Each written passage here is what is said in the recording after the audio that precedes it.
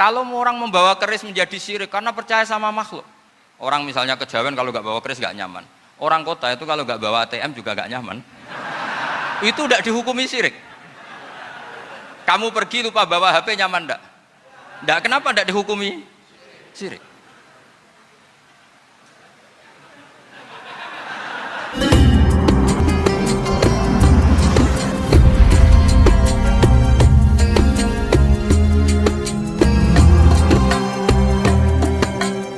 Saya pernah ditanya sama seorang dosen, Gus, saya ini ngaji hadis banyak, tapi ada yang saya tidak paham, yaitu mangkola la ilaha illallah dakhalal jannah, ada kalimat wa in zana wa in saroko. Meskipun pernah zina, pernah maling. Ini kan seakan-akan mentoleransi perzinaan dan pemalingan. Terus saya bilang, oh makna hadis itu seperti ini. Jadi kebenaran absolut, kebenaran yang mutlak itu tidak akan terganggu oleh status perilaku seseorang. Saya berkali-kali memberi contoh. Orang yang ditangkap KPK akan bilang 1 tambah 1 2. KPK-nya juga bilang 2. Rivalitas dalam politik, Pak Prabowo ya bilang 2, Pak Jokowi juga bilang 2. Orang yang zaniyah, yang lonte pun akan bilang 2. Muftinya juga bilang 2. Ketua MUI-nya juga bilang 2. Artinya gini, kebenaran yang absolut adalah kebenaran yang siapapun akan meyakini seperti itu. Seperti 1 ditambah 1 2. Kamu punya musuh bilang 2. Kalau ibu-ibu ini punya maru, ya marunya bilang 2 tadi tambah mama. Enggak tahu saya terjemahnya apa tadi.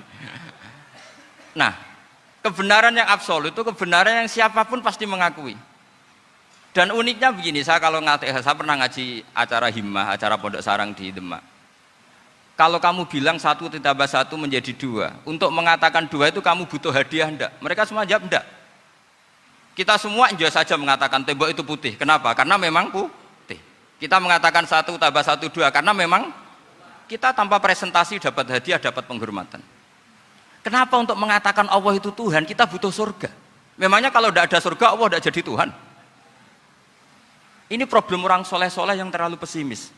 Makanya nanti orang-orang soleh itu masuk surganya berat. Tapi kalau orang alim lebih gampang kira-kira seperti itu. Iya, karena kan imannya lebih bagus. Dalam hadis qudsi, Allah ini yang dibuli orang-orang soleh. Laulam akhluk jannatan wala naron alam akun ahlan an uto'ah, dalam hadis qudsi itu. Kalau saja saya tidak menciptakan surga dan neraka, apa saya tidak jadi Tuhan yang perlu ditaati? Apa kalau kamu tidak saya kasih uang 1 juta terus bilang 1 tambah 1 11? Enggak kan? Tetap bilang berapa? 2. Kalau kebenaran absolut yang 1 tambah 1 kamu bilang 2 meskipun tanpa mendapat hadiah. Kenapa untuk bilang Allah Tuhan kamu butuh hadiah surga? Itu kan serah ikhlas belas. Makanya saya terus mengajarkan ikhlas. Ikhlas itu bisa dilatih dengan akal, dengan pikiran, bil ilmi lah. Harus dilatih. Nah di sini ini momen atau makna yang mestinya harus difahami wa in zana bahwa kalimat ini sah meskipun dilafatkan seorang yang pernah zina. Sama seperti 1 tambah 1 2 sah, diucapkan siapa saja sah. Dan siapapun akan mengucapkan itu secara ikhlas. Ini penting saya utarakan.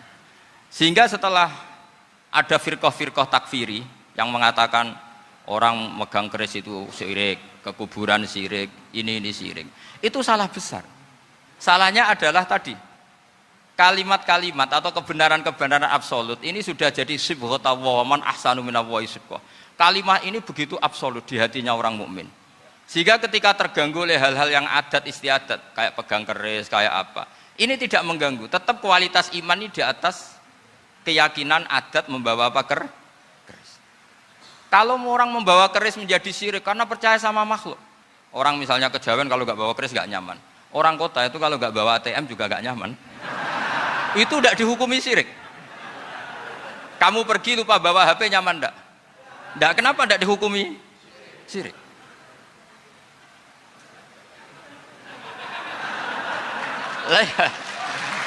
Jadi ini logika. Jadi makanya ini Gus Reza boleh ngeritik saya tuh berkali-kali bilang saya termasuk ulama yang mau bikin gerakan cangkem elek. Karena nanti kalau saya nisbatkan ke Rasulullah itu tidak pantas, karena Nabi ahsanan nasi khalqahu wa khuluqa. Tapi saya siap jadi bempernya Rasulullah Shallallahu Alaihi Wasallam. Pernah ada diskusi di Jakarta, ini kisah nyata. Apa dalilnya setelah sholat salaman? Mana hadisnya? Itu dijawab hadisnya tentu kita kesulitan. Kalaupun ada hadisnya dhaif semua yang masalah musafahah. Akhirnya mau tidak mau dijawab pakai cangkem melek. Boleh enggak kamu setelah salam nyalain HP yang off? Boleh. Boleh enggak ke kamar mandi? Boleh. Oh berarti kencing boleh, nyalain HP boleh, yang enggak boleh itu ingat Allah. Karena mereka mengkritik wiridan, ngeritik salam. Akhirnya mikir deh. Ada enggak hadisnya orang setelah sholat nyalain HP? Enggak ada kan? Tapi mereka nyalain HP enggak hambatan, tapi untuk salaman masalah kan. Ke kamar mandi boleh, tapi untuk wiridan enggak boleh. Akhirnya mereka sadar, oh iya. Lama-lama dibisiki gini yang kelompok itu. Kamu itu korban aliran supaya kamu enggak ingat Allah, ingatnya HP-nya. Sehingga orang wiridan kamu kritik, orang nyalain HP enggak kamu kritik. Itu kelompok itu adalah kelompok orang-orang yang supaya orang Islam itu lupa Tuhannya. Itu gerakan cangkem melek, tapi jadikan orang sadar. Jadi ini penting. Jadi kalau kamu tidak bisa bela agama dengan jalan yang lurus karena tidak bakat gitu, nggak apa-apa pakai cangkem melek tadi. Karena nggak mungkin gerakan ini dinisbatkan kepada Rasulullah Shallallahu Alaihi Wasallam. Kalau soal sanad, saya punya sekian sanad tentang itu, tapi tidak usah kamu ikuti. Ada orang tanya, ya Pak Kiai kalau setan dibakar di neraka panasan enggak? Ya panasan. Lo kan setan dari api, ngapain harus panasan? Kan materinya sama. Terus Kak Kiai tadi gak kesulitan, dia ngambil pasir, disawero di wajahnya. Wah sakit Kiai, kamu kan dari tanah, kena tanah kok.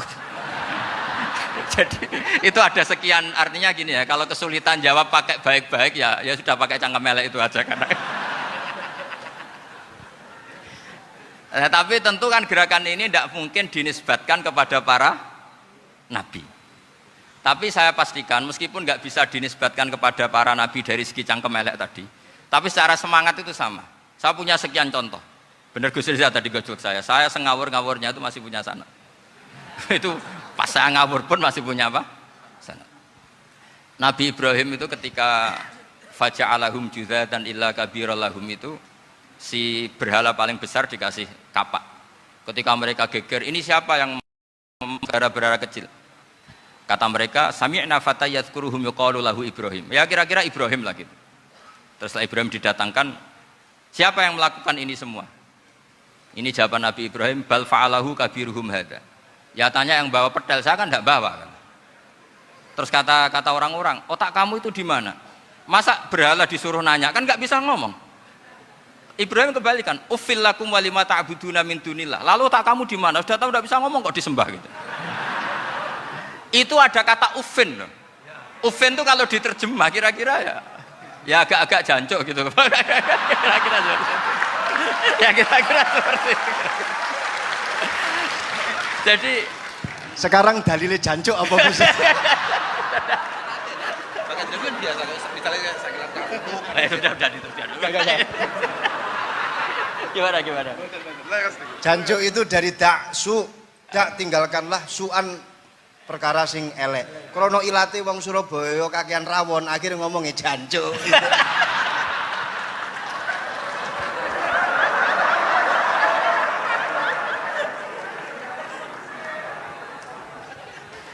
Jadi mulai dulu melawan kebatilan itu harus pakai logika yang vulgar.